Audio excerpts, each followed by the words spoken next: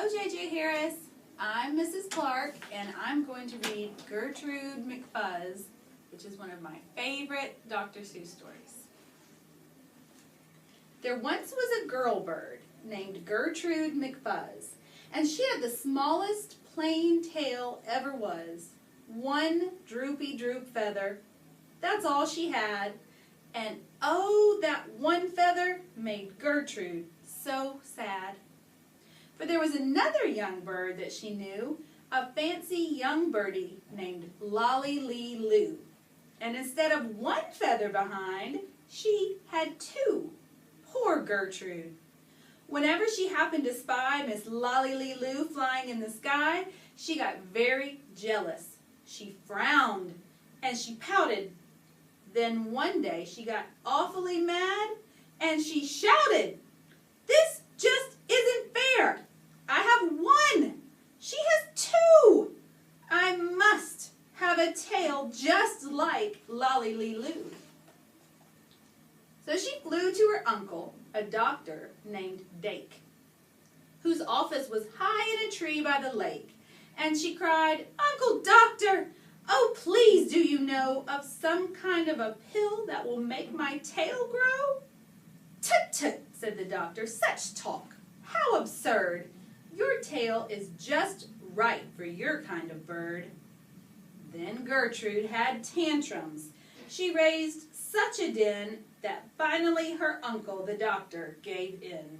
And he told her just where she could find such a pill, on a pillberry vine on the top of the hill. "Oh, thank you," chirped Gertrude McFuzz, and she flew right straight to the hill where the pillberry grew. Yes, there was the vine, and as soon as she saw it, she plucked off a berry. She started to gnaw it. It tasted just awful, almost made her sick. But she wanted that tail, so she swallowed it quick. Then she felt something happen. She felt a small twitch, as if she'd been tapped down behind by a switch. And Gertrude looked round, and she cheered. It was true. 2 feathers! Exactly like Lolly Lee Loo. Then she got an idea. Now I know what I'll do. I'll grow a tail better than Lolly Lee Loo. These pills that grow feathers are working just fine. So she nibbled another one off of the vine. She felt a new twitch, and then Gertrude yelled, "Whee! Miss Lolly has only just 2. I have 3. When Lolly Lee Loo sees this beautiful stuff, she'll fall right down flat on her face. Sure enough, I'll show her who's pretty. I certainly will. While I'll make my tail even prettier still." She snatched at those berries that grew on that vine. She gobbled down 4, 5, 6, 7, 8, 9. And she didn't stop eating, young Gertrude McFuzz, till she'd eaten 3 dozen. That's all that there was. Then the feathers popped out with a zang, with a zing. They blossomed like flowers that bloom in the spring.